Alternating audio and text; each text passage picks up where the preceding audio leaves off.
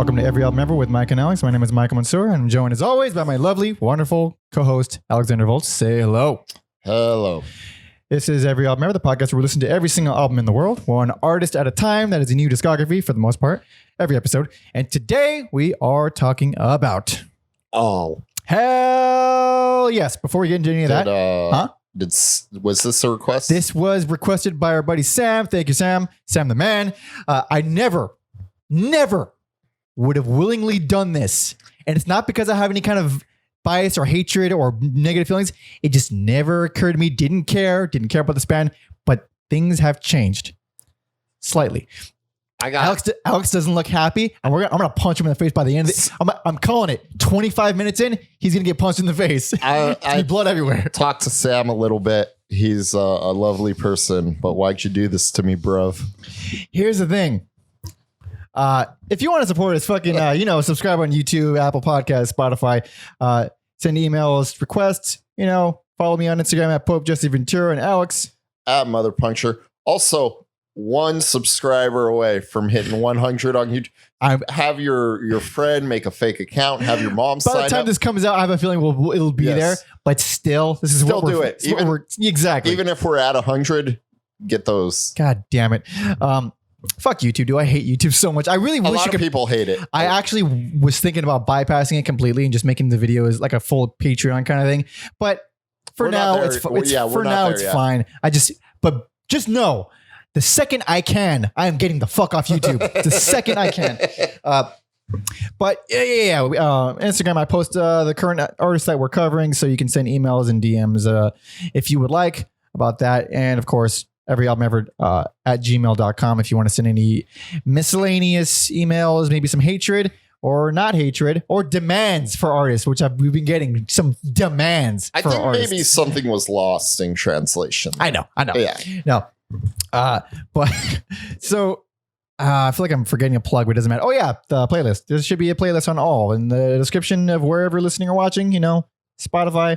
You can follow Alex directly on there if you'd like, or go to everyalbumever.com. We got a playlist for every episode. But back to all.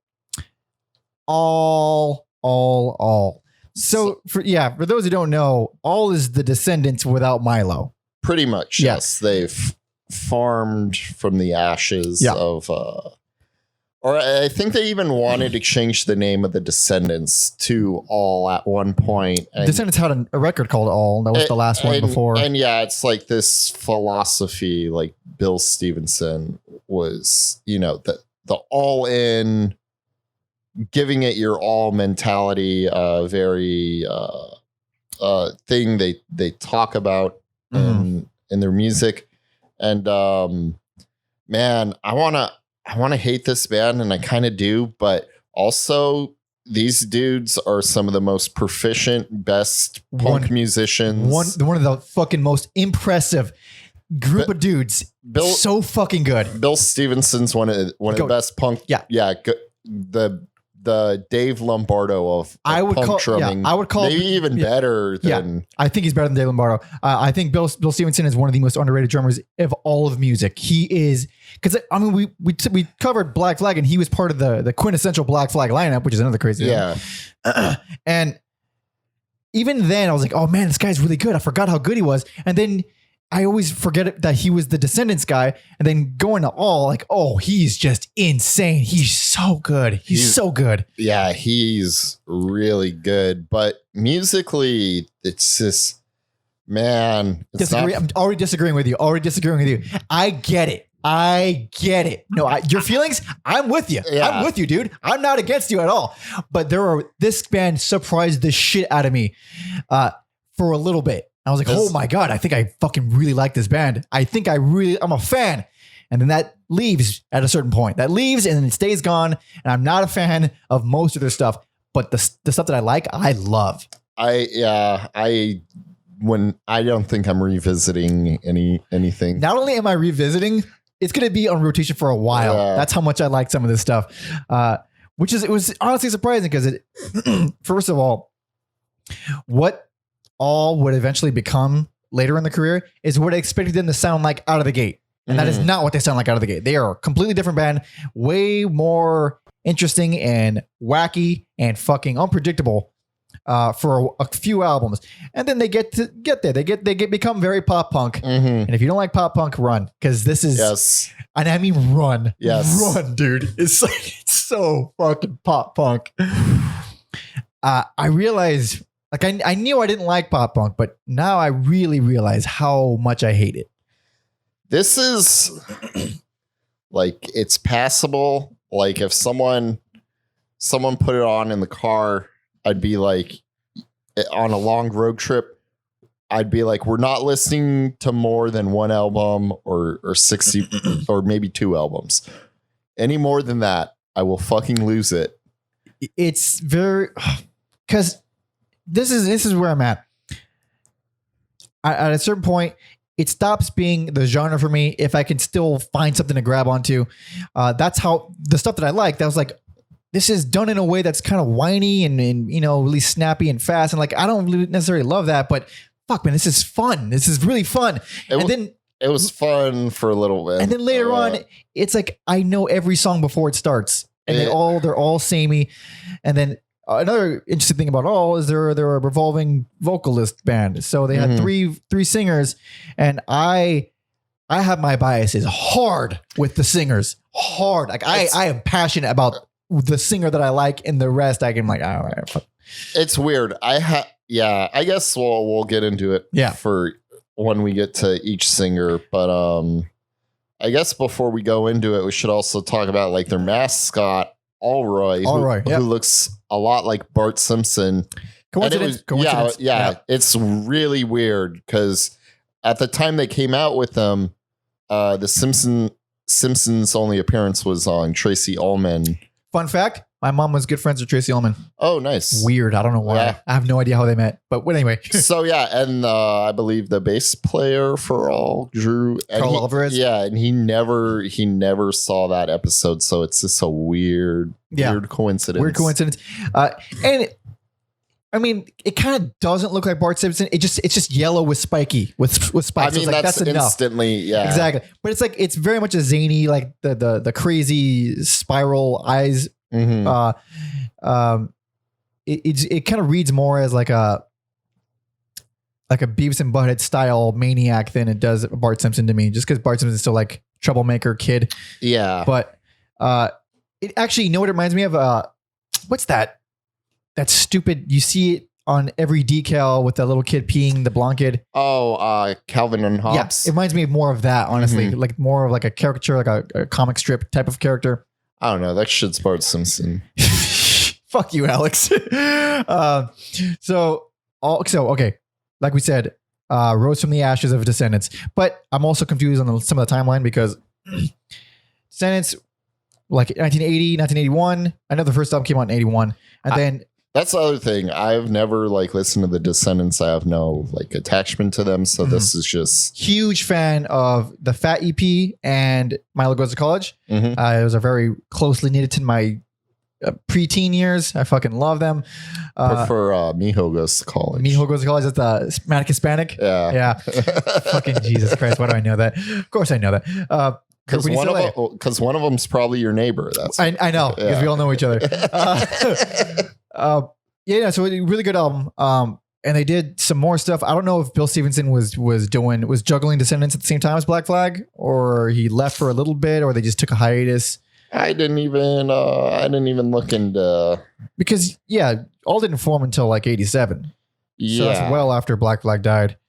But anywho, they have 9 albums total, technically 8 albums in one like collaboration album, but we're going to be talking about all of them. So first album, 1988, last album, 2000. I believe they're still together, but just clearly not recording, hence the 20-year gap. But there's reasons for that, I believe, and we'll get into all that later on. But let's start anyway. This is 1988's Allroy Says.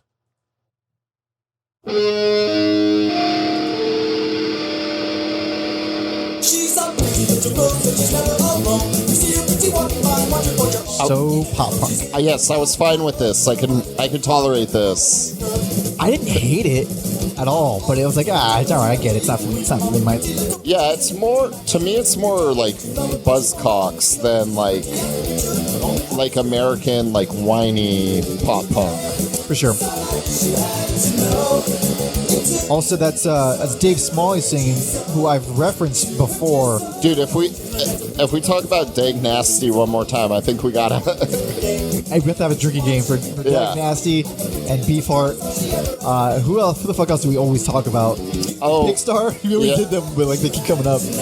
We used to talk about Ornette Coleman a lot, but that's true. But his because he's a jazz player, so that discography is okay. Let's give a little talk about this album. So I'm gonna give this best personal. Are you serious? It was the least painful for me to listen to. Oh boy, do I disagree. It's fine. It's a fine album. I don't hate it at all. It's a fine album, and that's as good as they're gonna get for me. You are out of your fucking mind, dude. You're so out of your mind. So one, like we said, Dave Smalley. Dave Smalley, he was Dag Nasty's first singer, and he was also the singer for DYS. And I remember, and I'm gonna have to ask you to not say fuck Boston, because DYS was part of the Boston hardcore crew that beat up people that weren't straight edge. I hope you get an Instagram arguments with random people over Boston. Also, fuck Boston.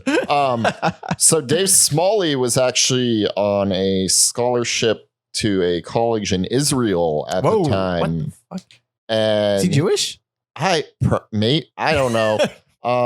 And so he just flew directly from Israel to LA. They went and got their favorite Mexican place, Alfredo's. Oh. And then they started practicing. They didn't even let him like get caught up. And so that's part of the all mentality. Like, let's just fucking do it. Boom, boom, get in there. And then I think Alfredo, so they love that place so much they have a song called Alfredo's. And that is, I mean, I realized it before on the Black Flag one, but that one I was like, Bill Stevenson. It is amazing. I might have to. I hate the song, but he is so good on it. I'm gonna give people a taste. Although maybe I shouldn't. It has quite an intro. Should have fast forward a little. Yeah, for sure.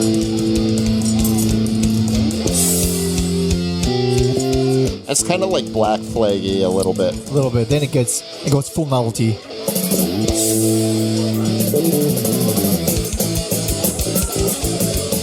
So that's pretty good, but it gets so much good. Yeah. What the fuck is happening already? Here's a message from the boys of all. Dude, that ride work is tight. God, he's so fucking great. I hate that song, but it's goddamn, he's so good. He's so that one, that's when I was like, okay, I even if I hate every song, there's a little something to latch on to. Yeah, even if I hate every song, I could still just be floored by Bill Stevenson the whole time, which I pretty much was. And aside from that, I'm like, aside from that song, I don't really care for number 10, Wet. But and Don Quixote, I think probably, if it was Axe, I don't think I would notice. I think the album would have been better. It's like one of those filler songs. Yeah, I agree. Not too strong. But everything else, I'm still like, what is it? Shit, I can't even read it. Altim? Yeah, it's supposed to be like all rhythm. Yeah. Kind of like mashing those words up. Yeah. That talks about like their mentality. There's some noisy Black Flag parts in there. Yeah, for sure. I definitely felt there's like a lot of Black Flagness in it. It's very ugly and cool. It's not very accessible, but that's, of course, the stuff that I enjoy the most about All is when they go really crazy. And here's the thing about this band. For a while, they're one of like, I think a very good example of what can be described as prog punk, because it's just how fucking their arrangement, their shifts in time. I know you don't like it. It doesn't fucking matter. I don't care if you don't like it. It's prog as fuck. It switches time signatures repeatedly throughout one song.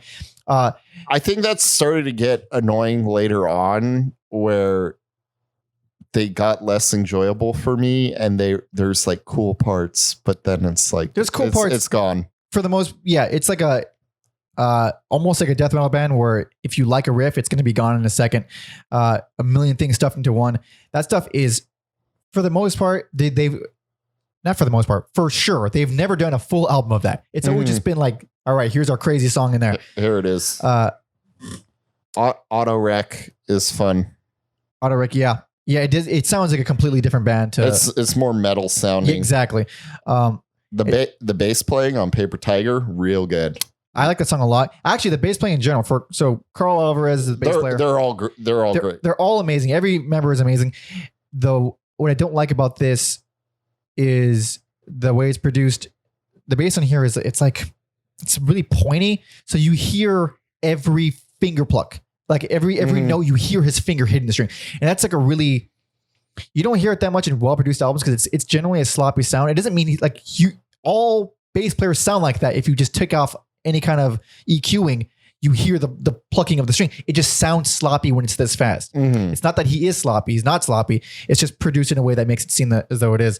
This is the only album that he sounds like that, but it's not a detriment to his skills as a player. But I should have asked you this off air, but are we doing the Allroy for Prez, or should we just cover that right now? Yeah, let's talk about it right now as well.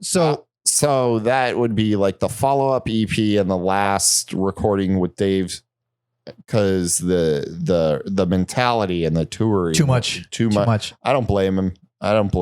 One thing about Dave Smalley, so I liked him a lot in Dag Nasty when he did the one album with Dag Nasty, and then I loved him in DYS, and I hate him here. Yeah, it's just so clean and like whiny, and it's not that he's a bad singer. It's just such a Dave Smalley way of singing. I don't know how else to describe it. I think he's my second favorite all singer. Really? Yeah.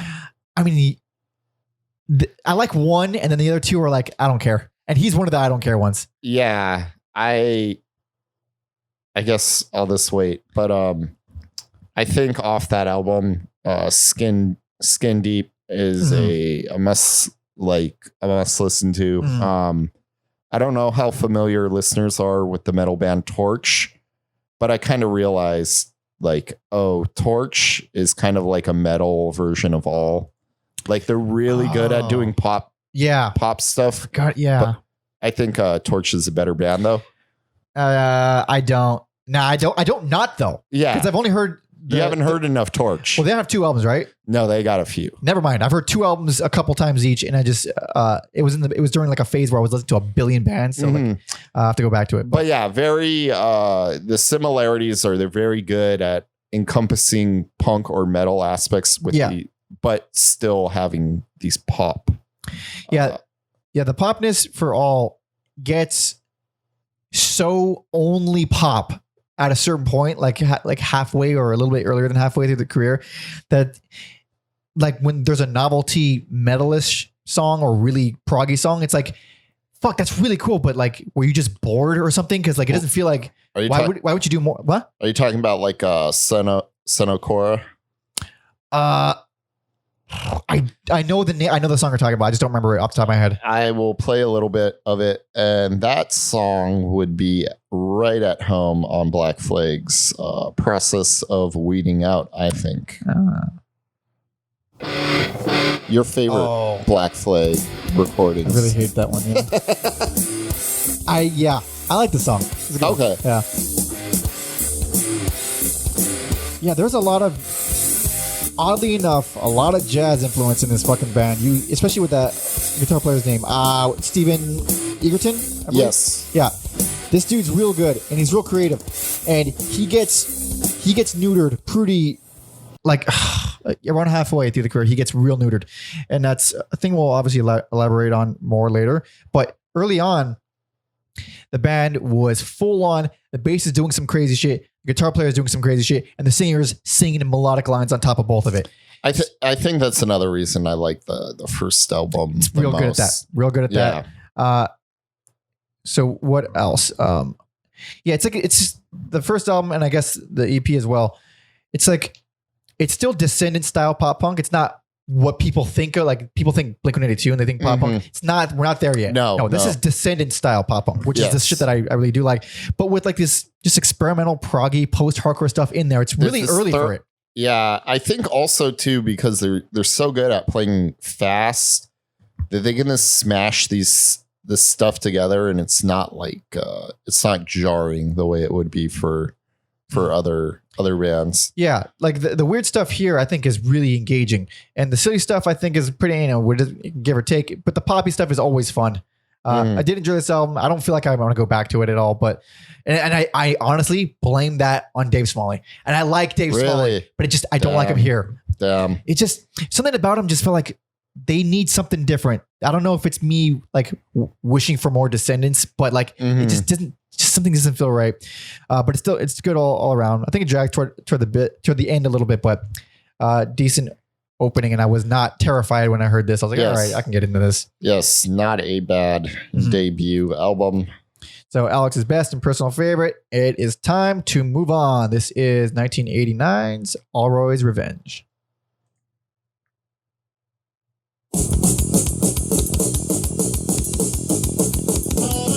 I love this weird circusy guitar line. It's so strange. It's really fun. I'm talking over it too.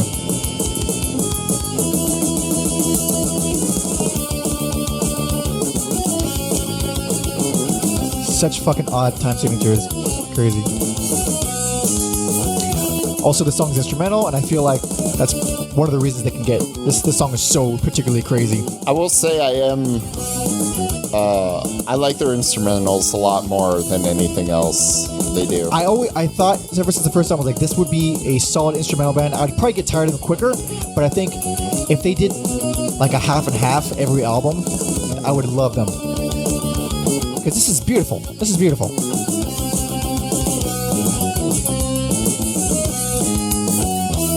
So it does that. No vocals come in. However, best personal favorite by so much. I adore this album. Yeah. And I couldn't believe that I liked it this much. I was so the follow-up song, Fool, is now we have a new singer. Now we have Scott Reynolds. He is my all singer. Okay, so you're right. He is. He's there the majority. He's on their strongest albums, but he's my least favorite. I love his voice so much. I hate it a lot sometimes. So his voice is like, he's like if Milo from the Descendants was a really good singer. He has the same kind of nerdy, raspy, high, kind of small guy sounding voice, which is odd because I think he's like a jack dude. It's funny. But he also can clearly sing. Here, I think, is his best performance all around with the band, because there's a thing I really love with vocalists, and it's kind of rare. It's when their voice is so real sounding that you hear them cracking, you hear them doing a thing right, but their voice just does a little thing like they fucked up, but fuck it, we're just pushing through it. There's so much of that on here where he's singing it well, it sounds good, but his voice is just going in and out. It sounds like a kid screaming for his life. It's great. It's super fucking endearing,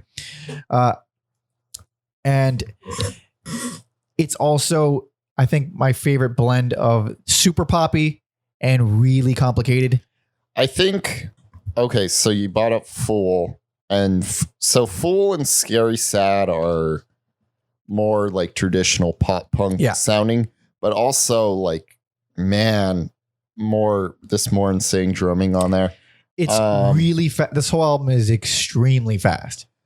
And then for me, there's stuff like Box where I like it a lot, but then the vocals just... Dude, the vocals sell it for me. The vocals sold that song. I think Scott like, fucking kills it on that song. There's stupid like rapping. Oh, that's more... that actually does remind me of very Descendancy kind of stuff. It's silly. It's fun. But man, that song... Oh, I fucking love that song. There's some great guitar riffs, and the tom-tom beats Stevenson does, I believe, towards the end are great. But... man, on this. Oh, I love his voice. Actually, to go back to Fool real quick, that song, as soon as that song came out, I was like, oh shit, I'm getting chills. I love this. I don't know why I love it. It just feels good. It just brings a fucking smile on my face every time I hear it. And then Check One, which comes out right after that, is so damn crazy. Put on some Check One, because you think you're in for an album full of pop punk based on the first few songs, and then this shit comes on.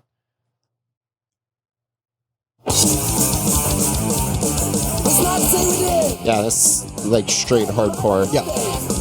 but no hardcore bands play guitar riffs like that. This is all prog rock. God damn. What a fucking bold opening to an album, man. Like, god damn. Crapping Z. Oh, yeah.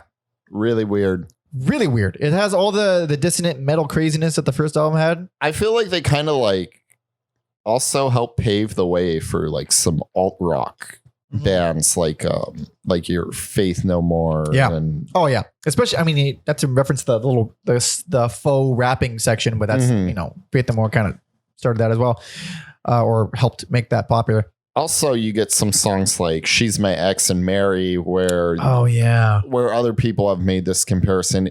They like I forget who said it when I was like reading about the band. Like if they were from Minneapolis, like they might have like got their due. That makes I didn't think of Minneapolis. That's a good ass point. Well, because the Replacements and there's not as much Husker Du influence. No.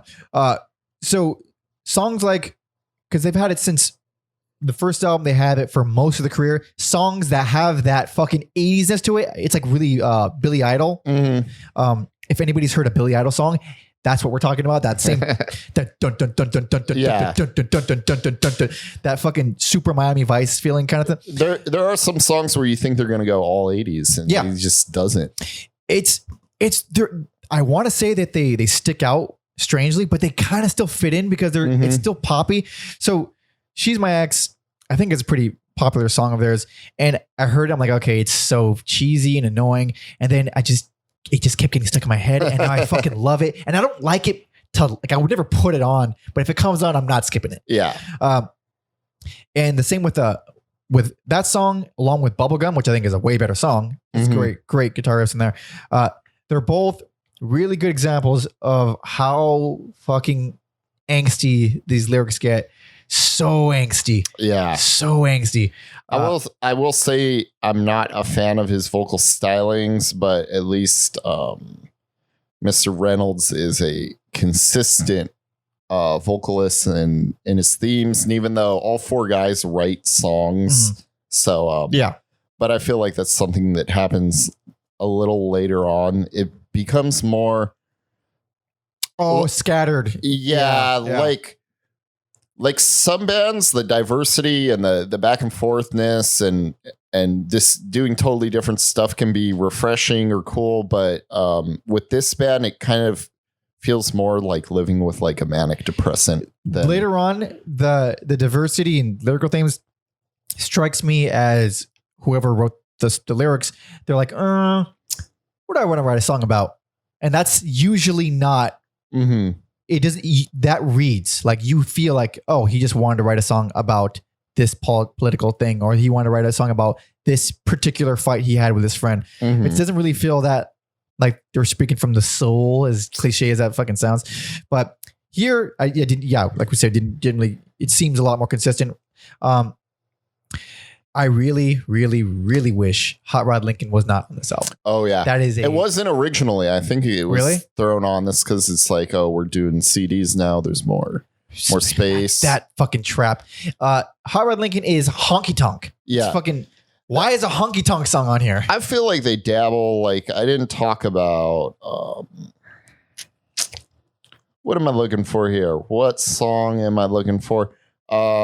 Earlier on Allroy Says they have Sex Is the Way. There's some like 50s stuff in there. I feel like it's in their wheelhouse. It is. It's just not visited very often. It's just but like, so another thing, I mean, I like Mary a lot too. It's cheesy, but it's great. Net, that main riff sounds like a fucking Merciful Fate song. Yeah, it's hilarious. Yeah, Net's more my speed. Some metal riffage going on there. I think that's Scott's weakest track. But everybody else, of course, man, like, I don't know, something because like I totally get not digging this and this just being not your speed for whoever is hearing it, but something about this one compared to every other album, it's like this one just feels good. It just feels good. It's fun. It kind of perks me up whenever I hear it. I will say these first two albums are album and an EP. Didn't scare me off yet. So yeah, I totally support your decision too. Yeah, at this point, it's fine right now. Yeah, it's fine right now. I'm mentally okay. Yeah. I think is at this point, the band, it's like they have this really strangely unique identity of being technically way better than everyone else. Mm-hmm. And then also being super poppy, but also really ugly when they want to be. And then completely always fast and super complex with super complex vocal lines on top of everything. Mm-hmm. So it sounds like a mess when you read it like that. But it comes across as like it just kind of fucking works. Like no one's stepping on each other's toes. That's one thing about this that is impressive too. Extremely hard to do. Like also throw in the fact that they are all living together in their practice space. Weren't they living in like a cubicle, like an office space or something? And I think they said they like slept on shelves as like bunk beds. Like, dude, man, I fucking respect that. It sounds obviously not easy, but like I was actually thinking about this today, because I believe the song "Box" is about living in an office building, and I was thinking like, man, if you're writing a song about that because you're so unhappy with your living situation, but you're doing what you love, you're in a band, you're doing that, but you're just so miserable everywhere else. I don't fucking feel that, man. I feel like I could be sleeping in the fucking alley, but if I'm doing what I love with the hours before that, I'm all right with that. I think if you're living with these people and touring, I could see how it can. Personality, obviously, you can get people's nerves, but like, just go sit by yourself, man. Like, I really do.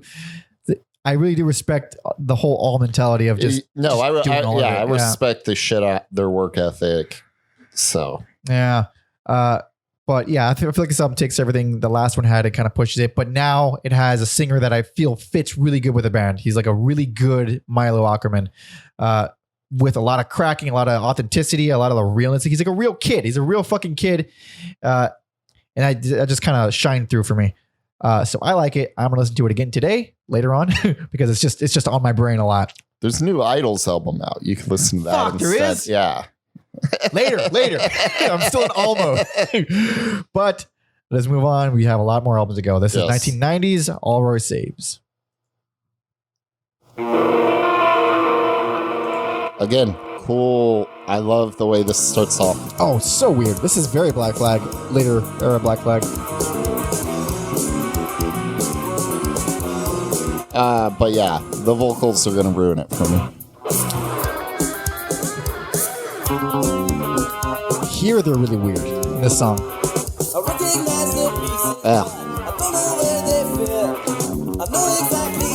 So here's why I don't hate it. I get hating it. Yeah. What could you do? What could you do? The only thing you can do is not have vocals for a song like this. I don't know, sound less whiny. I like his voice.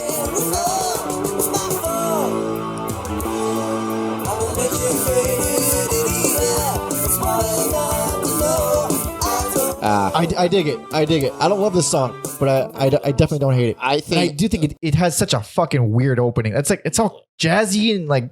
I like it musically a lot.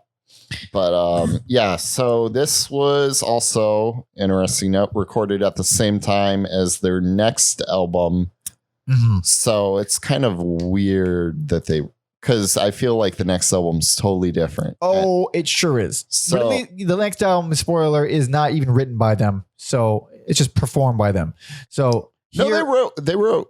It was like they collab, but it was mostly Tony who wrote it. But we will get into that. We'll get into that. Yeah, this is a fucking all album. They're doing their thing here, and especially a song like "Prison." That is their trademark. I love that song. That one got me good. Like I was really on the fence, like when this album first started, and then that second I was like, okay, it got me. You got me. Okay, it's fucking fun. It swings in between all the craziness. It swings, and that's like. At this point in the band, they did a lot of stuff like that where you think you have them pegged. They're doing the poppy stuff. They're being really fast. And then all of a sudden, nope. No, we're doing a little funky part right here just for no reason. One of the songs that threw me for a little bit of a loop was Just Living, because I feel like that's like more melodic than we're used to. Like I'm used to like the jazzy weird stuff now, but But man, just living. Put on a little bit of that. I really like that song. Yeah, there's some like it's down tempo, but not boring.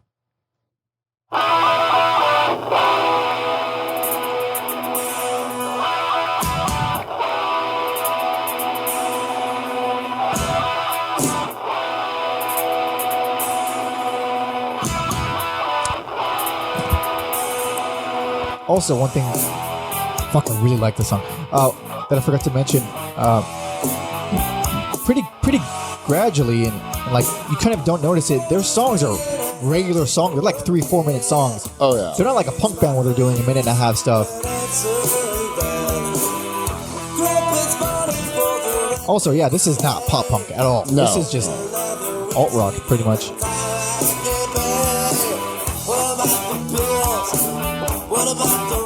Fuck, I really like this song, especially that chorus, man. Those vocals, really creative vocal lines, a lot of good harmonies. Mm-hmm. Not in the style of anything poppy at all.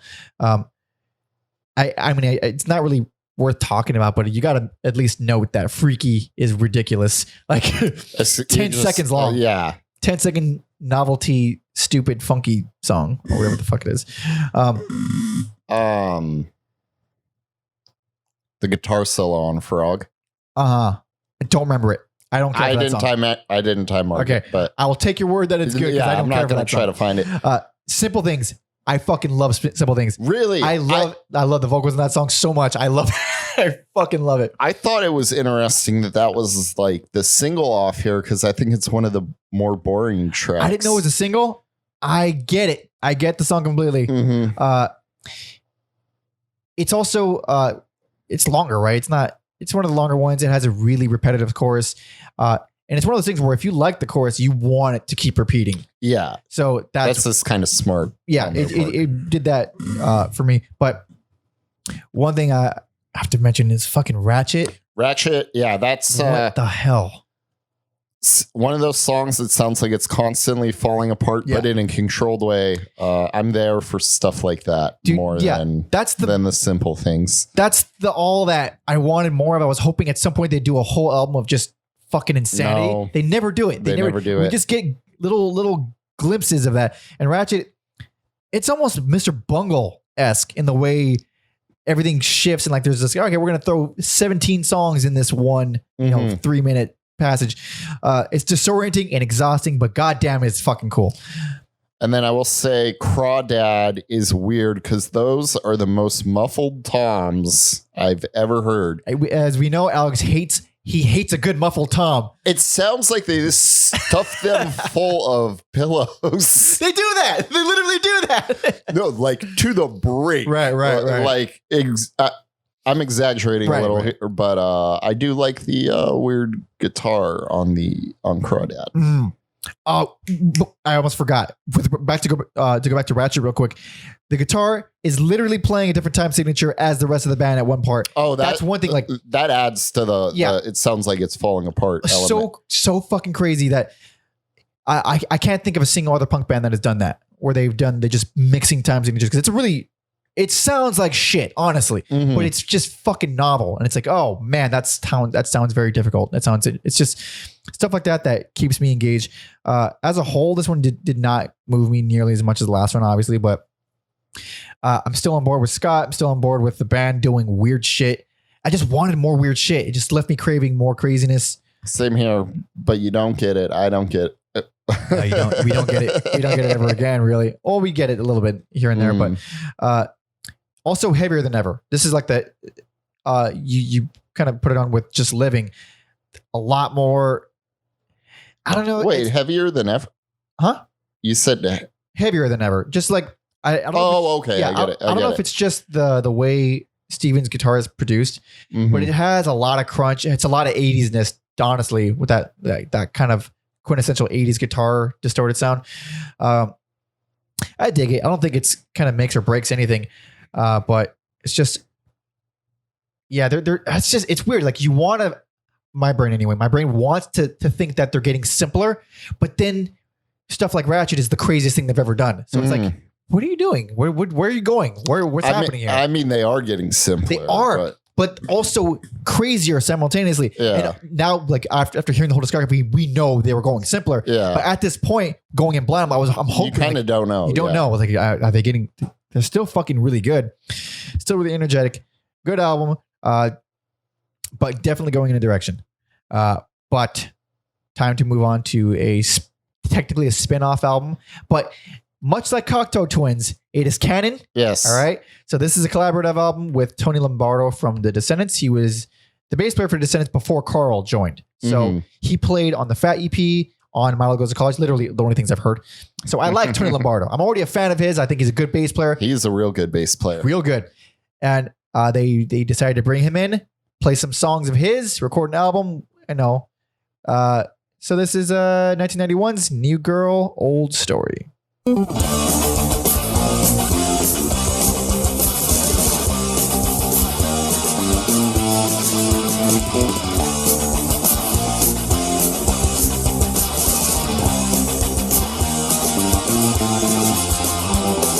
So I really hope listeners can hear that bass is fucking loud.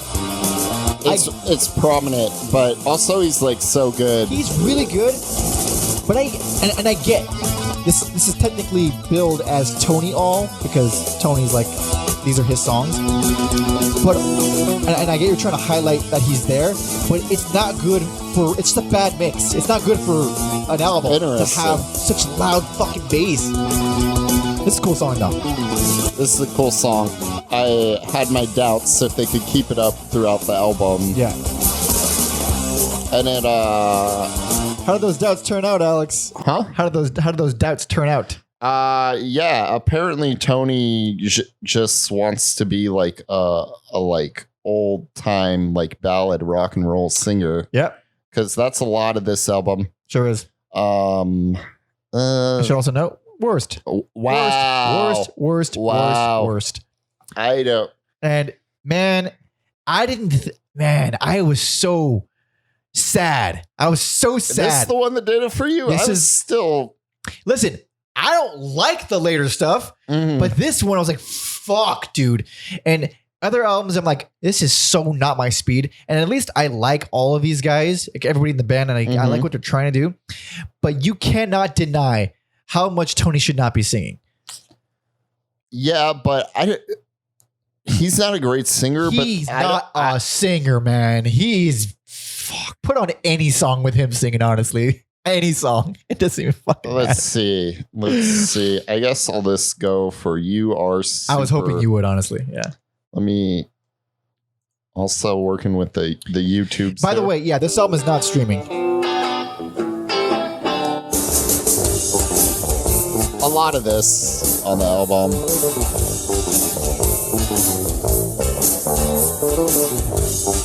It would have been fine for like one or two songs. Yeah, but there's a lot of it. There's a lot of it. He sings on a lot of songs too.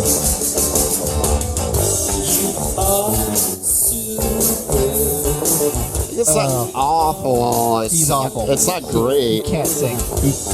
He's struggling to hit the right notes. Oh man. Oh boy. I can't take it. Also, this knowing very little about Mr. Tony Lombardo. I like when you go to his Wikipedia page.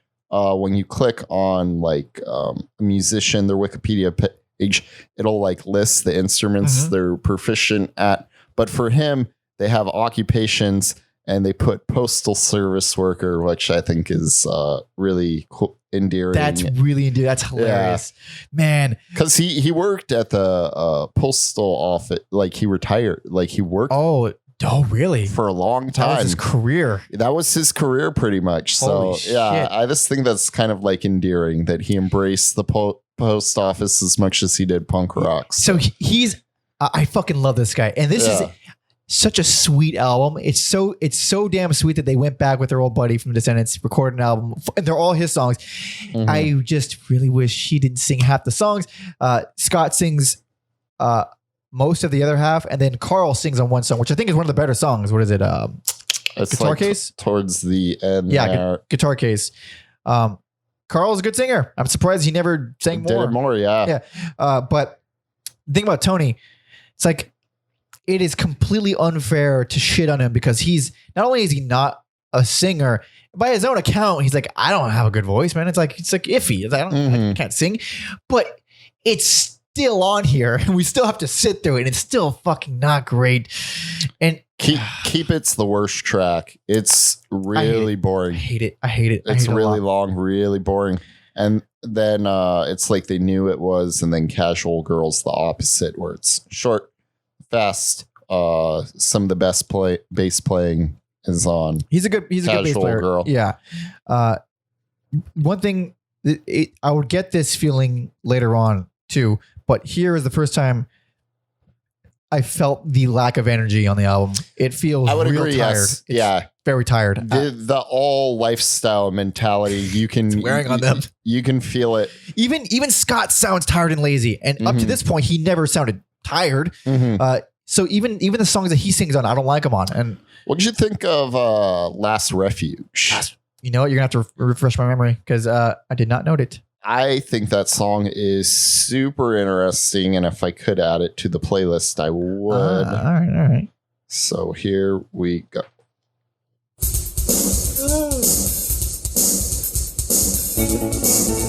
This could be a Cure song. Yeah. This isn't the 6-minute song, is it? It is, isn't it?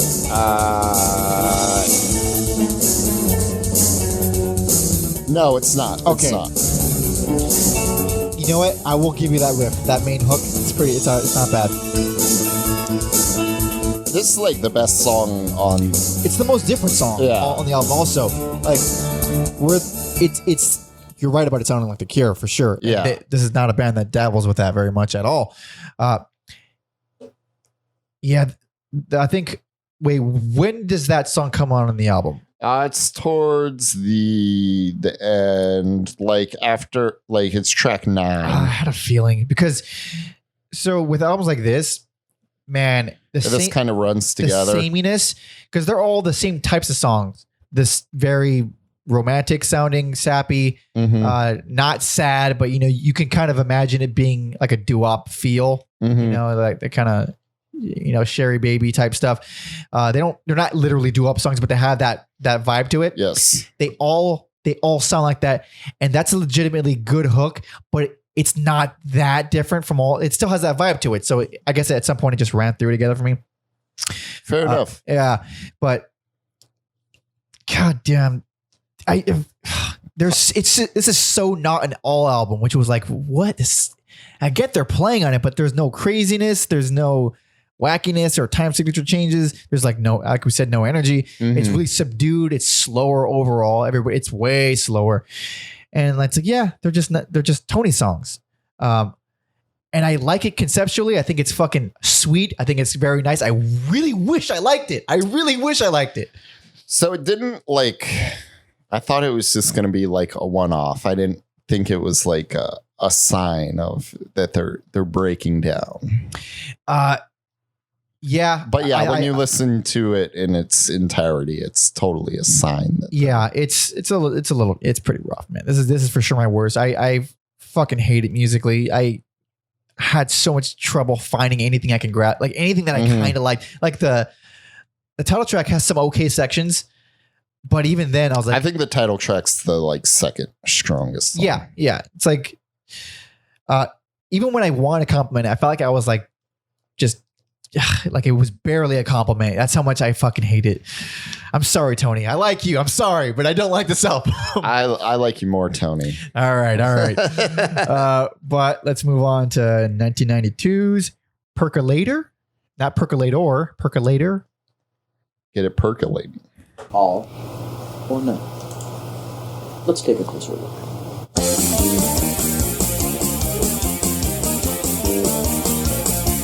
What a wacky. Yeah, so yeah, now it's kind of... Yeah. It might be overturned. Yeah. At least it sounds like all. Yeah.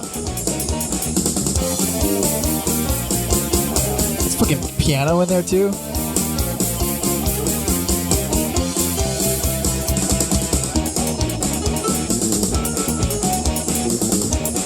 And I'm all for it because Tony All was so normal. Yeah. that this is like a breath of fresh air. 100%. And this riff right here, this little breakdown.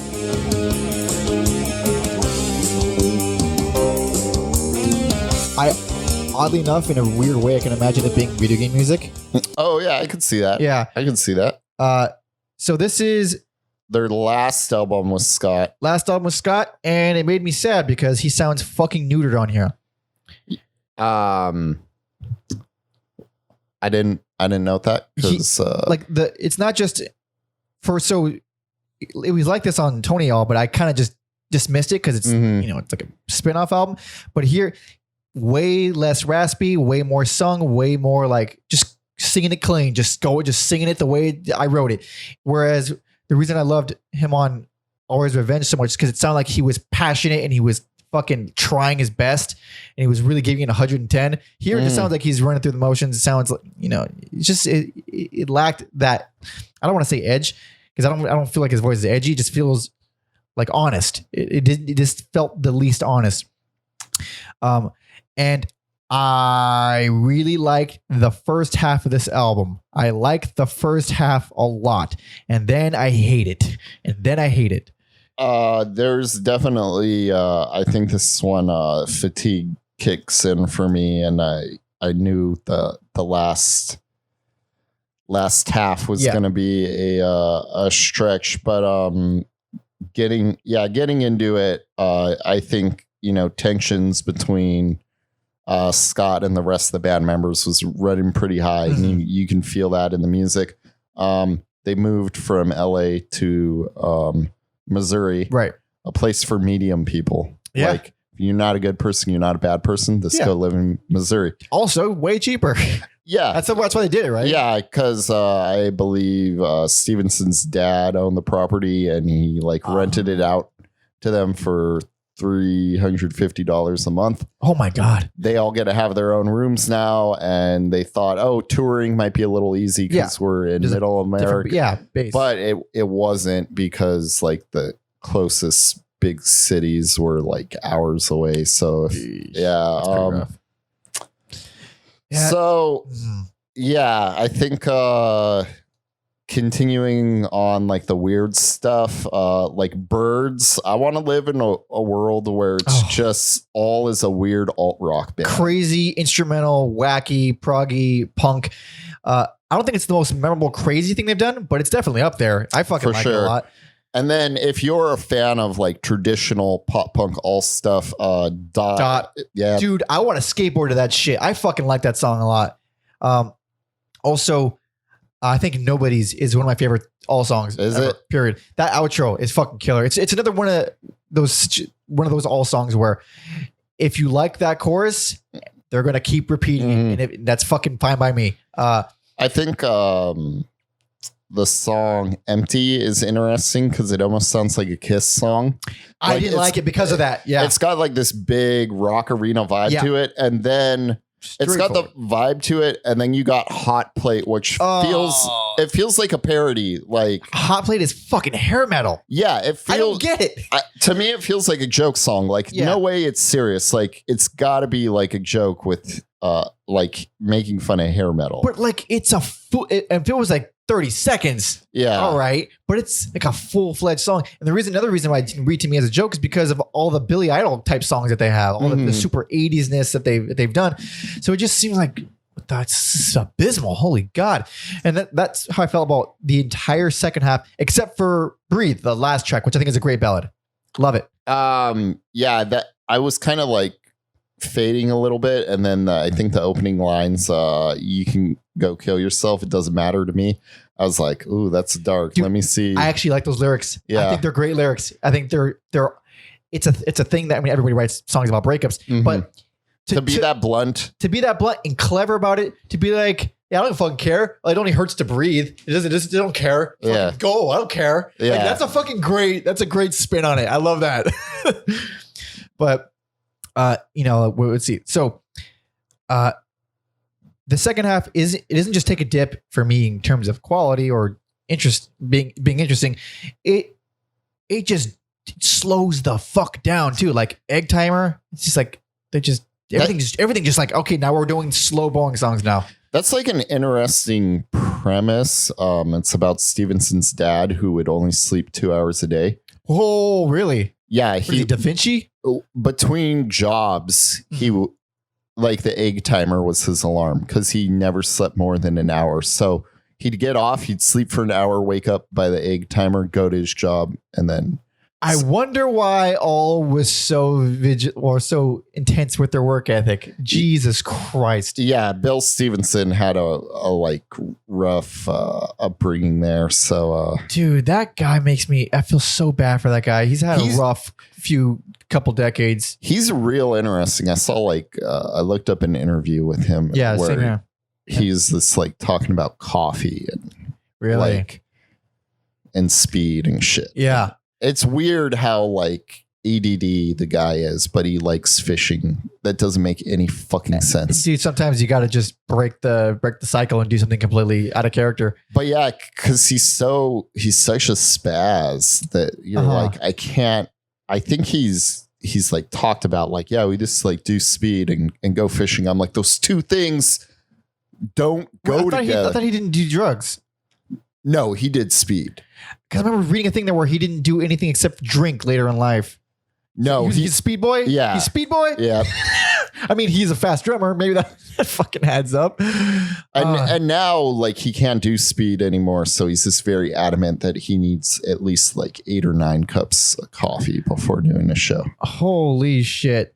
Like, so that also makes it, might as well talk about it now. Let it happen kind of organically. That dude has almost died so many times in the past 20 I didn't know years. that about him. You didn't know? I mean, he doesn't look healthy, but at his peak, he was 400 pounds. Holy shit. I knew he was a big dude. I didn't know he was that big. That I couldn't believe it either. And he was still drumming. And he was even I read an interview. He was saying that he actually had to alter his drum technique because he couldn't fucking reach the drum because his stomach was too big. Holy shit. So he had to like learn how to hit the drums using less force so he wouldn't fucking have a heart attack. Mm-hmm. And after he had like a bunch of surgeries and lost a bunch of weight, he's like, no, I actually like that method better. It's like, it sounds better. Like I've learned how to utilize hitting the drum in a specific way. So he had, oh man, so many, I forgot exactly what it was. I'm going to look it up right now, actually. But he recently had like massive surgery, I think. So let's see. So you had blood clots, diabetes, sleep apnea. All those things are kind of come together. He actually had a brain tumor unknowingly, which is fucking crazy. He had that removed, and then I think later on, maybe not too long later, that they didn't get all of it, so he had more surgery for that. Jesus he had Christ. more recently, I think 2016, he had open heart surgery.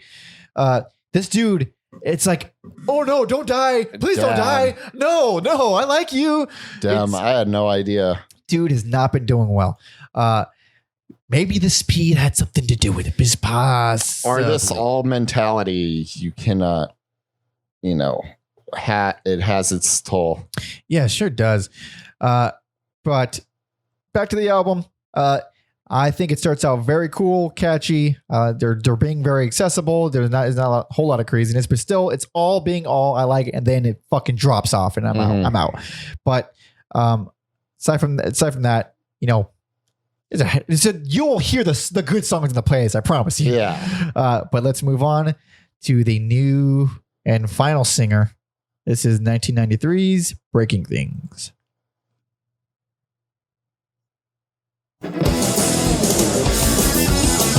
Oh, sorry. For some reason, I pressed play on Original Me, but it went into right.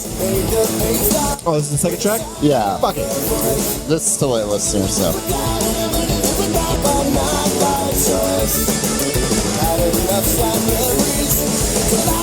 So, he's my favorite singer, but not their strongest with him. No. So that's what's weird about the singers I like. Right. Is he's for sure my least favorite singer. I get his appeal. He's a little more... He's gruff. Yeah, he's a little more gruff. He's more like Greg Griffin from Bad Religion. Sometimes he sounds like Corey Taylor from Slipknot. So. Oh yeah. Okay, so that sounds super pop punk, but with a really gravelly voice. Let's see. Okay, so this is, I think, because he's a little more gruff. They try to be a little more aggressive, inspired by bands like the Lemons or Lemonheads and Zeke. I don't really hear it on this album. It's like you can tell they're trying to do new stuff, but it's not. It's not working. I don't like this one. This one made me sad because not only did I miss Scott, now they're writing songs that I fucking of an entire genre that is very familiar that I already didn't like. So this is pop punk, but produced like a trash can. This thing is so muddy. So for one, the vocals are even though I don't care for his voice too much, they're uncomfortably low in the mix. They're way like those instruments sound like they're trying to drown him out. One, and then there's so much fucking echo on the drums, and as we keep mentioning, Bill Stevenson is a fucking maniac. So when not really a maniac anymore. The thing is, even still, even here, he's fucking playing fast with these echoey ass drums, so it's just overpowering everything. There's just like they're trying to go for a more spacey in the studio kind of Led Zeppelin drum feel, but you're a fucking really fast punk band. It's like really tight. It doesn't make sense to do that. So I think this is the worst produced album that they have, period. So it's like a perfect storm of things I don't like for me to not like. Like you got rid of my favorite singer. You got this guy. He's not even produced well. Everything else sounds like shit. And you're writing pop punk songs entirely. Yes. I hate it. I think the strongest song on here is Roscoe. It's still not great. I think the song that kind of sums up everything Mike is talking about is Crucified. It's this a poor man's Helmet. If you've never listened to Helmet, please go listen to Helmet. Holy shit. So I'm glad you said all of that, because I wrote down Crucified because it annoyed the hell out of me, and I couldn't figure out why. I was like, well, this sounds like something that I normally like, but I hate this. It's Helmet. It's bad Helmet. Bad Helmet. Yeah. I like Helmet. Helmet's great. And then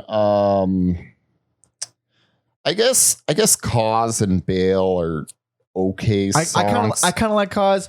I actually like Horizontal, which I'm surprised I like, because it has like rock and roll riffage in it. Put a little bit of Horizontal.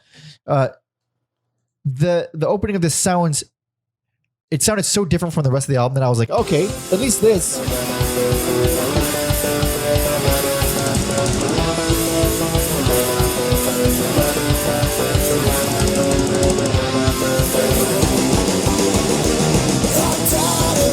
I see what you're saying. Yeah. I didn't have it in my notes, but yeah, it's a great riff. Steven sounds really good on here. Those guitars are really cool. And even so yeah, this singer, his name is Chad Price. Chad Price. Even on there, I don't hate him, and I don't hate him as a singer. I just think that when he does the more pop punky stuff, the kind of, when he sings the same kind of stuff as Scott, it's like, oh, you're just gruffer Scott. Like, why are you doing that? And then other times he just goes completely bananas and he's just growling and screaming like Henry Rollins. Yeah, which is, I like that more, but I don't. That's more his style for sure. I don't like that for all. I like that for him. That but makes not sense. For all. Yeah, that makes sense.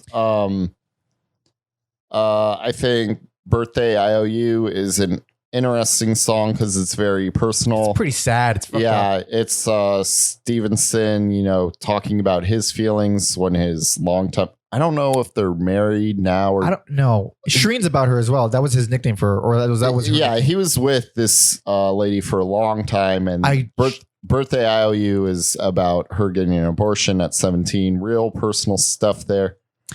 Yeah, hold on. I forgot her name.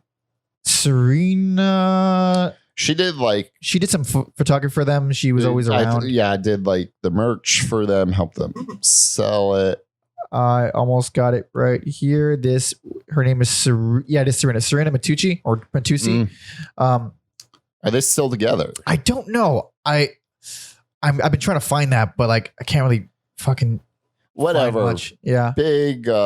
She's basically like an unofficial, member. She's there moving around with them. They all had girlfriends who like put up with all their shit. So hold on, I knew I read this somewhere. So now we have conflicting sources. This is not related to that. It says Bill Stevenson has never tried recreational drugs in his life other than alcohol, which he did not drink until later in life. Okay, maybe I just misunderstood. Maybe he meant literal speed, going fast. Yeah, maybe I meant because that interview, he's talking real fast. Yeah, I knew I read that he didn't do drugs. Okay, my bad. Getting back to the album, I think Politics is a weird song. Oh yeah, it's pretty crazy. I like that.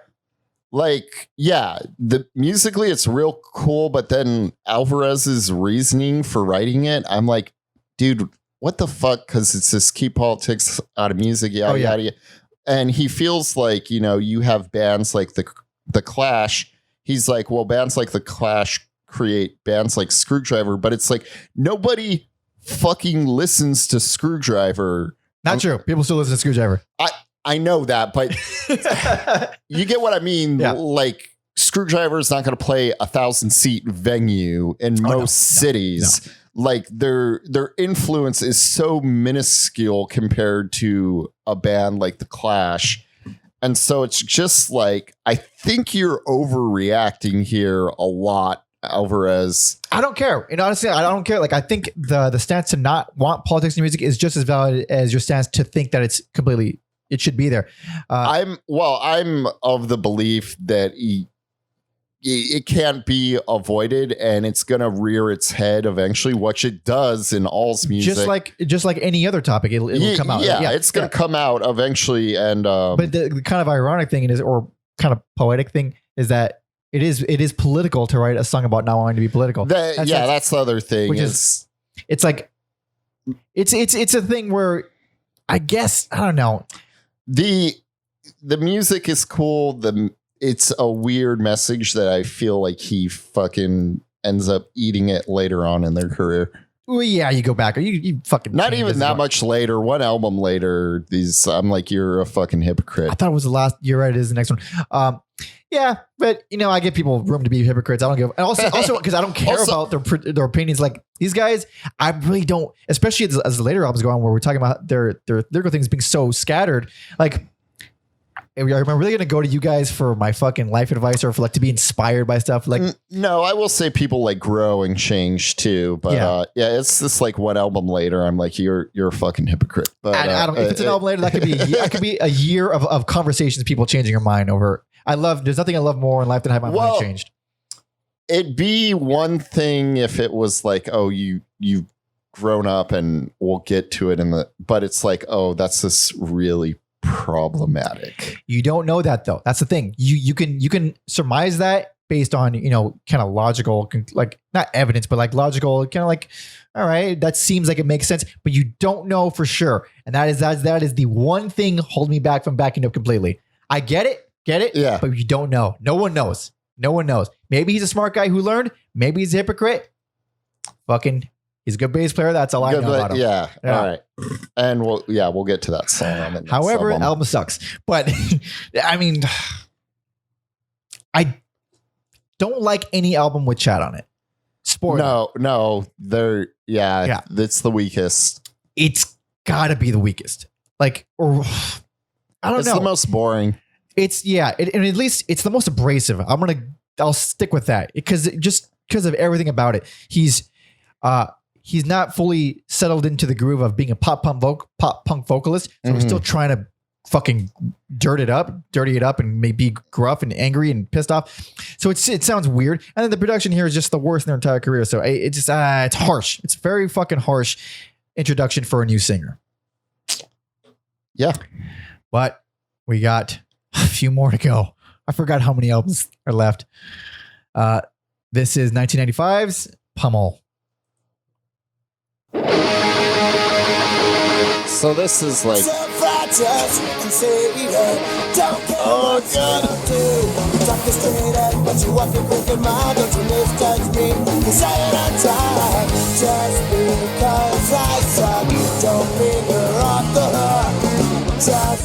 One other note, this one is not available on streaming either. it's on Spotify. That's right. It's not on Apple.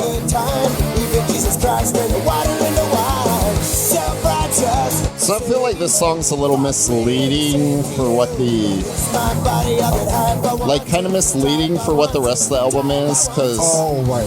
I think this is their angriest album. Interesting. Just 'cause you're not, you don't think you're not fucked up. A lot of good people like to have a good time. Even Jesus Christ in the water. So this is where I start to genuinely dislike Chad's voice. Like that song, I'm like, oh God. Yeah. So 90s. So this is the worst. Worst. Yeah, worst for me. I think it's this problematic, hypocritical, rarely has any of the excellent playing that, you know, we like from the earlier albums. I wrote this sounds like a shitty Stone Sour album, and I say that as someone who doesn't even like Stone Sour. So this is their only album on a mainstream label, signed to Interscope. Very smart. They got their money. They were able to relocate to Denver and finally live in their own houses. Look at that. Built a studio. To me, they achieved the goal. Yeah. They got everything they could have wanted. Yeah. And Comfort. then this got out of it. Yeah. Yeah. There was no like traps. So to me, I think a very smart move. Yeah, for sure. They cited, you know, like seeing Green Day blow up. They're like, maybe we could do this. Which I think they were right to, because I think they were this too early. I think if they had done the Allroy albums now. Yeah. Yeah. They would have been probably like praised for like, holy shit, these guys are unbelievable. They're crazy dudes. But at this point, yeah, this is the same year as Dookie, isn't it? 95? I think so. I believe it is. No, Dookie was 94. I think we had this exact same conversation. Yeah. This exact same conversation. No, that would make sense that Dookie would be before. And then, yeah. So, so I hate this album. And I was like, and here's the thing. I noted a lot of songs that I thought were fine, but every single one of them, they're fine for this album. It doesn't mean that I'm ever gonna go back to, like, they're fine because they're not making me pull my fucking hair out. It doesn't mean I'm gonna go back to them at all. Like, I want to shoot the song Miranda. It's real forgettable. Oh boy. $1 million. $1 million is weird because they're talking about, I think that's about their friend who died, and they're like, I'd rather have you than $1 million. Yeah. But it's like, you guys took $1 million. Y'all took $1 million. Oh, you're not gonna bring him back, Alex. Yeah, you're not gonna bring him back. He's dead. Okay, you have to let go. No, it's mostly his vocal lines. Like, for basically since he got there, Chad, like, he has a very distinct voice, and you take it or leave it. It's not objectively bad in any way. I think it's kind of cool, but like, man, he does not write good vocal lines. It's not a fit for the band, but I don't like his vocal lines. They're all real. You can call everyone right when you hear the first note, you're like, okay, I know where this is. He's gonna do the pop punk thing. He's gonna do exactly that. And I think one of the worst offenders on this album for that specifically is Not Easy. The song Not Easy. I feel like that song started off strong, but that song and Stalker, they start off strong, but it's more like jock rock than punk rock. Yeah. Although I'm going to say Stalker is the stronger. I think This World is fine. I think it's fine. What? That song, I was like, what a pussy. For Chad? You just, you know. Well, that's the song you're talking about. Yeah. The Karl Alvarez song. Well, no. Sorry. I was just like, because there's a lot of like moaning and crying, and I'm like, what happened? What happened to like go kill yourself? It does, or he's like contemplating suicide on this world. Like this world's not for me. I'm like, what happened to go kill yourself? Hey, it dude, doesn't matter. You got to me. fucking nuance, baby. We all got fucking. Hey, we all cry sometimes. All right, there's nothing fucking wrong with that. There isn't anything wrong with it. It's just, don't tell someone to go kill themselves. I will do whatever I want. Let's go kill yourself. Was it a long distance? It's okay. Again, okay for this album, not okay in the grand scheme of their discography or the grand scheme of music. And this, I feel the same about Black Sky. Black Sky is real boring. So, so the song that's real problematic and has not aged well, and I thought maybe it'd be like. There's a lot of homophobia in the 90s, but I thought maybe it'd be. That's gay, Alex. Shut up. I thought it'd be more jokey, but it's hetero is just. Oh, that's right. It's real gnarly, and then that's why I'm like, you're hypocrites. Weren't you just talking about keeping politics out of music? But you have this very aggro, like, these. Well, you're not thinking about the context of 95. 95, gay wasn't considered that political. It was, especially when in terms of like punk type stuff, gay stuff was considered more human rights stuff. Like obviously it's political, and like the whole broad scope of what political stuff is now is way more deep. Back then, political meant politics. Sure. Okay. Yeah. Aside from that though, not great. Huh? Aside from that though, not great though, in terms of the song. It's the lyrics are real cringeworthy, and but it's also like comes across as like, you're gonna record a bunch of songs about crying, but like you're gonna be like, that's gay, dude. yeah. It's just I can take it out of the I can take it out of this year. Like that shit was so normal back then, and it's not good. I mean, you're not gonna go doing that now, but like, well, no, like I agree. Like you watch, a lot of things like Ace Ventura or something, which I watched recently. It is. That movie is carried solely on the charisma of Jim Carrey being a crazy actor. Yes, but that movie does not hold up. that one you could say like, well, it was comedy, but this song, it's played straight. Like that's my issue with it. Yeah, I mean that's just the thing with time though. Like, sure, you can't hold it to the same standards. And I would defend it more if I liked the song, but I don't care enough about it. It's and also the rest of the album, and just fucking goddamn, it's not easy. Not to use the pun of the horrible song, not easy, but goddamn. But one and done with Interscope worked out pretty well for them. And then wait, hold on. So the contract was literally this album, and that's it. I guess they just didn't have like faith in them. That's perfect. Yeah. It's wonderful. You should always have no faith in your artists. It's the most all thing I've ever heard in their career, and even though they're not playing good music anymore. And then after this, they reunited with Milo. Oh yeah, Descendants. Yeah, and they just decided to keep the bands separate. Good. They're different bands. Well, I haven't heard later era Descendant stuff. I believe. I guess I'll get into it when we get in the next album. But so this is Alex. Let's do that now. Yeah. But to a quick summary of where I was at with this one, it's like I think starting from the last one, all just officially became that band. They're officially a pop punk band. Mm-hmm. There was no room for any of the prog stuff. There's no room for any of the craziness. We're a pop punk band, and I just don't like pop punk like that. And I'm sorry. I'm out. For me, it's like an attempt to do something like Helmet, which I don't know if they were listening to Helmet. I cited those other bands, Zeke and the Lemons. And it doesn't fucking work. The stuff I did like about them was the weird free jazz shit, or just them being really tight, and none of that is here.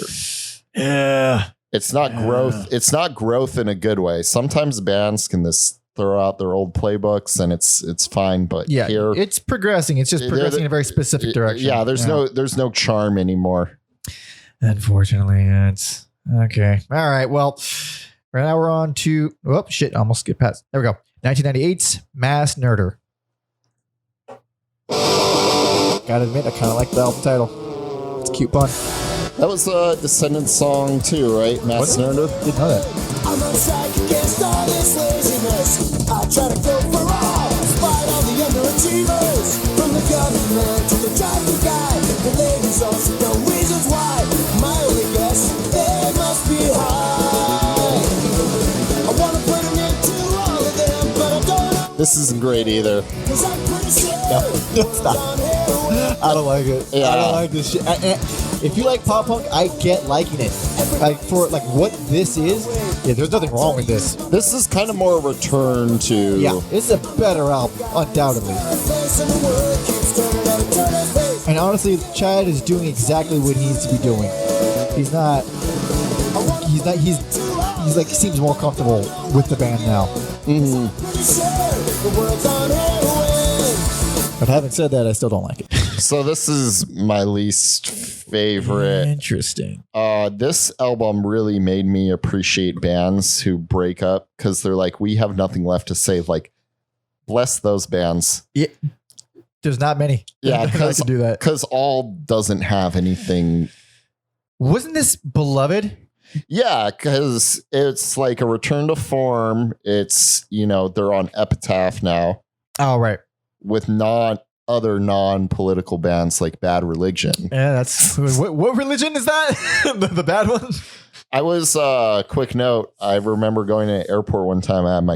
I may have even told this story once. I had my crossed out Bad Religion shirt at the airport, and the security lady was like, "Bad Religion? What religion?" I was like, "All of them." All of them, lady. She's like, "All right." All right. And she slapped you on the ass and you were on your way. On my way, on my plane. But so this was recorded in conjunction with the Descendants album, Everything Sucks. Which another Beloved album I hear. And Chad and Milo kind of took turn. Like, I like that song. I like that song. It was like a cute idea, but it didn't really work. Chad ended up writing 12 new songs to complete the album. That's a lot of songs. And I think it shows. Yeah. I was real exhausted on this album. This one, so it was the opposite effect for me because I was very much able to absorb how much better it was in the last couple. Fully capable of like, yeah, this is clearly Chad's best album with him so far. Clearly. I still hate it. I still hate the songs and I still hate the style. But I get why people who like, because I know people who like pop punk and who really get off on this shit. I fucking trying to get it. I hate it. Like it's not for adults. Fair enough, I guess. But like, it's not that I inherently hate whiny vocals or really, poppy fast progressions. I don't hate anything like that inherently. It's that every fucking song ends up becoming the same type of song within moments. That's why I gave it least favorite. Yeah. It's really hard to discern each track from one another. Yeah. Until I Say So, one of the stronger ones. Yeah. I think it's one of the more interesting songs. I noted that as being, it's absolutely not a bad song, but I can't imagine in a million years going back to it. Like, it has good stuff in it, but like, again, I not made for me, I'm not the right guy to fucking shit on it. And then Silly Me. That's the best Stevenson has sounded in a long time. Put that motherfucker on. The blazing fast drumming is like gone.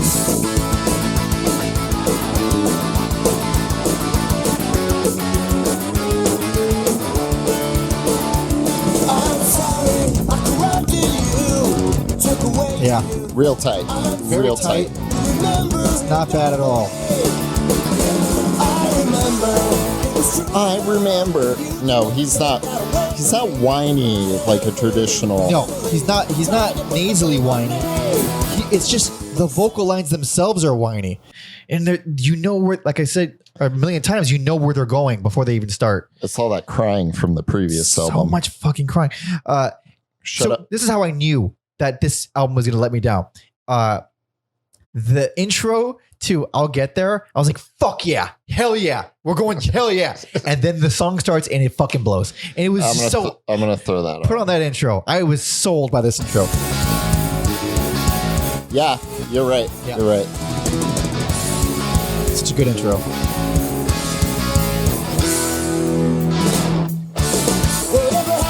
And now we're at pop. This is boring. Yeah. This is boring now. I was heartbroken. I was devastated. I was like, okay, yeah, I don't like that. And that's what we were talking about earlier, where they smash so many things together, where like you could get your hopes up and then be let down so quick. Yeah. A lot of that. I think Greedy is actually pretty fucking cool. Pretty fucking cool.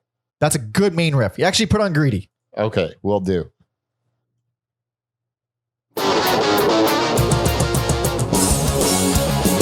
More like traditional punk. It's great jazz chord just thrown in there. Just gonna listen to the whole thing. It's good. It's a good song. Yeah, that reminds me of old All. That reminds me of the All that I love and miss. Mike has a great ear for like 40-second songs that I overlook. Dude, if I have that weird fucking cat thing where my ear will start moving as soon as I was that an odd time signature? Like, hold on. But there's so little of that. That's pretty much the only song on here. Like, it's fucking weird. Yeah. Honey Peeps, I think, works. Great performances all around. I don't really care for Chad on there as usual, but it's like again, these are all fine. I don't mind Vita Blue. I don't mind that at all. But it's just, man, it's dull. It's fucking dull. It's dull. It's not going to win anyone over. Exactly that. I would say these last two albums, if you don't like pop punk, don't fuck with it. Don't fuck with it. But if you do like pop punk, you might be really, really into it. Like, it's good for that. God damn, it's good for that. Boy, do I hate that though. So I think it's time to move on. Last album. We're finally here. This is 2000's Problematic.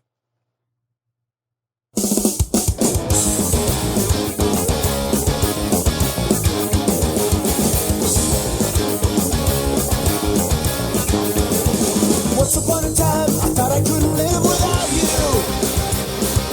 Am I watching some sort of teen movie? I was going to say, how did they not, like, in every teen comedy movie, every American Pie movie should have an all song? This has Jason Biggs written all over it. I don't even think they were in a Tony Hawk game either. I know. What a shame. Honestly, it is a shame. That's a crime. I don't want to hear these songs. It's Tony Hawk, but I do think they should be there. They're a perfect fit. Yeah. And even this song is not even bad. It's just that. And I don't like that. And this one, I actually liked a lot less than the previous one. I think this one's slightly stronger, but they're kind of in the same vein. Yeah. But it seemed to satisfy their fans and scratch that itch. It sure did. So whatever. Is it Roar or Roar? I think, Roar. That's more in line with like Pummel and Break Things. I didn't think it was bad. I didn't think that song was too bad. It is pretty aggressive. Yeah. Mm-hmm. She Broke My Dick, I think, is very fun, albeit very stupid. It's also super short.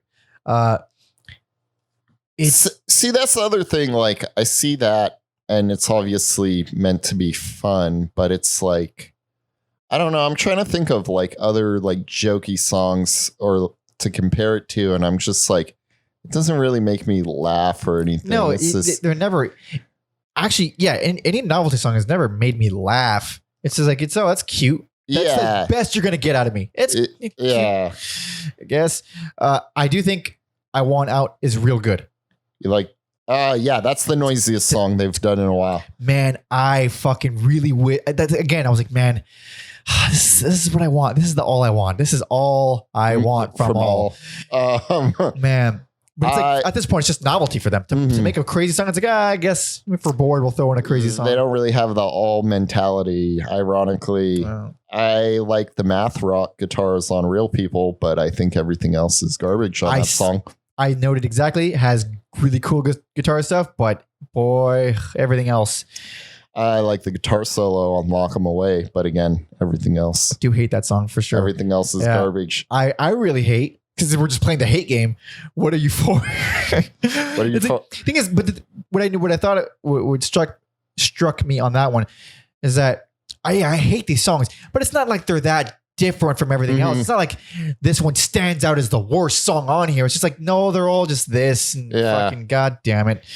And then also, because it stands out to me, Skin, it's like they don't stand for fat shaming or racism, but homophobia, that's okay. Hey man, times were different. It was really funny to say that's gay. In fact, I think it's still funny, but also I still think fat shaming is funny. So maybe I should be in all. That's Alex. that's what I mean. The like, it's so like pick and choose. I don't like that song because of how After School Special sounding the lyrics are. I mean, I like the song because the song is boring, but I mean, like lyrically. I think it would have been fine lyrically if they didn't have like the others. I think it's all fucking gay, like for lack of a better term. Obviously, it's a callback, but that's it. Once again, though, we're in the era of let's just pick a thing to sing about. This song is about this thing. This song is about, and it all feels very disingenuous.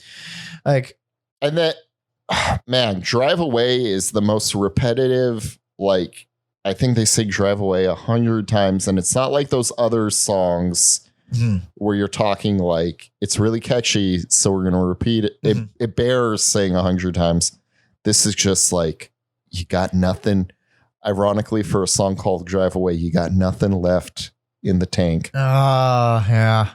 Fucking, you know, more so than the last one, this one had more, like, in my brain, every song on the last album is the same song. This one, it had like a few standouts, but in just the wrong way. Like Crucifixion, which is another pun, spelled fiction, you know. Not to be confused with the earlier track, Crucified. Yeah, I was looking at my notes and I got confused. It has some okay stuff in it. There's good stuff in it. But it's just like, it just feels like, oh, now you want to talk about religion being bad now. And that's the topic you chose. And you're going to play this really, really obvious. It's such an obvious song. Lyrically and musically, it's just fucking. They went for the low hanging metaphors there on that song. It's so funny how much younger they seem on this album than the first album. True. And they're way older. Yeah. That is true. I didn't even think about that. Yeah, so this one, it's samey just like all the other stuff, but it's like this one is just, it's first of all, it's way longer. It's like 35 minutes instead of like a half hour. Usually they're like a half hour. 5 extra minutes will get you. Especially when there's like 18 songs in this album. There's a lot of songs here.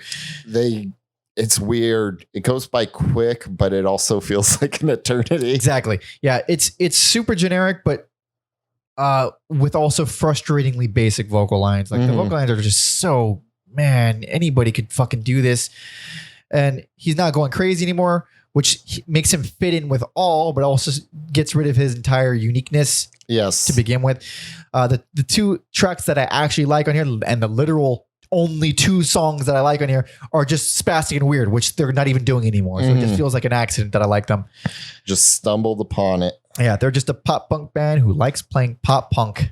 And I'm afraid that is where we disagree. And they would go on to enter a hiatus around 2002.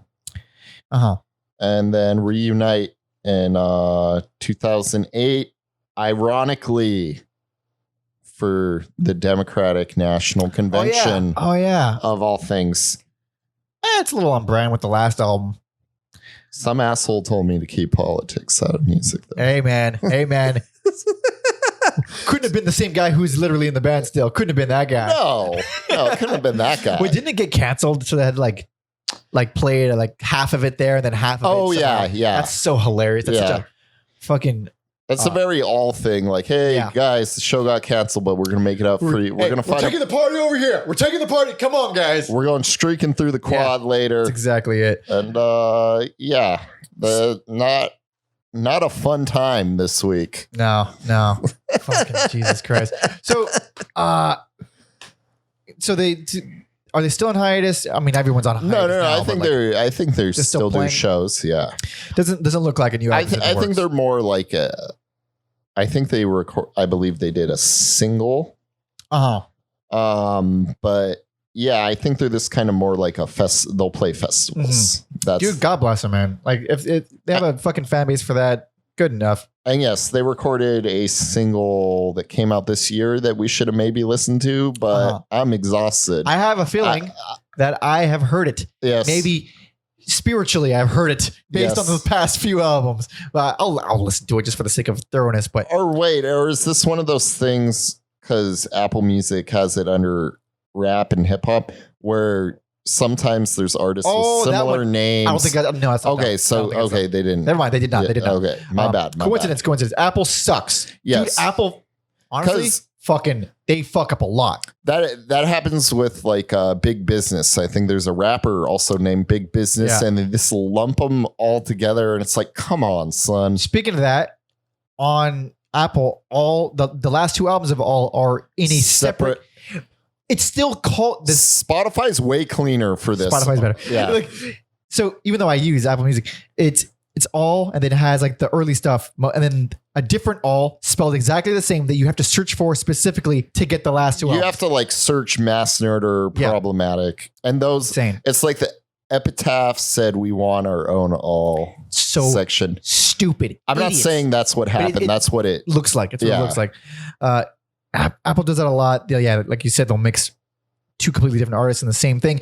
Actually, if you look up Samhain, Glenn Danzig's second band,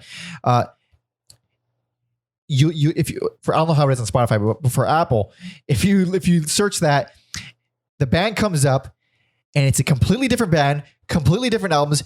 Who the fuck knows who it is? But the bio is of Danzig's Samhain.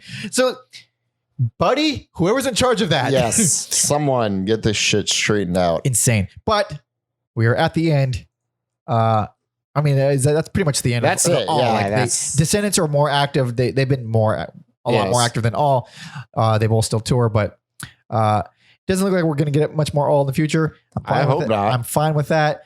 And honestly, it seems just more fitting that the Descendants carry the torch more so than all. I mean, yeah, there's got to. That's the demand. I saw there's a documentary about both bands, but it wasn't streaming anywhere, and I'm not going to pay money to watch it. So you hear that? Cancel Alex for being lazy.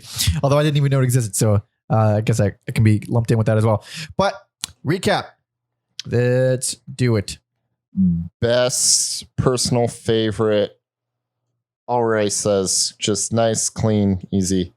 Worst, Pummel. Least favorite, Mass Nerder. And me, Allroy's Revenge, best personal favorite. I'm going to listen to it very shortly after we're done recording because that's how much I like it. That's how much it's sticking with me. God damn it. Love it. Love it. Worst, New Girl, Old Story. I'm sorry, Tony. But I fucking hate it. I hate it so much. Even more, man. I'm sorry, but I fucking did not. God damn. But anyway, thank you so much for listening and watching. If you want to support us, which I'm sure you do, subscribe on YouTube, Apple Podcasts, Spotify. Follow me on Instagram at Pope Jesse Ventura, as well as Alex at Mother Puncture. And email us all the things you want to email. Except all recommendations. Except more all things. And email us descendantsthings at everyalbumever@gmail.com. Of course, check out the All playlist on Spotify. There should be a link in the description wherever you're listening or watching, as well as everyalbumever.com. You could follow Alex directly on Spotify if you want to cut out the middleman and just listen to the music and ignore us because we're ignoring whatever. But I will be picking last song. This is a very easy last song. It has been in my heart ever since I heard it. This is, you're goddamn right, it is Fool from Allroy Revenge. Thank you so much for listening and watching, everybody. See ya!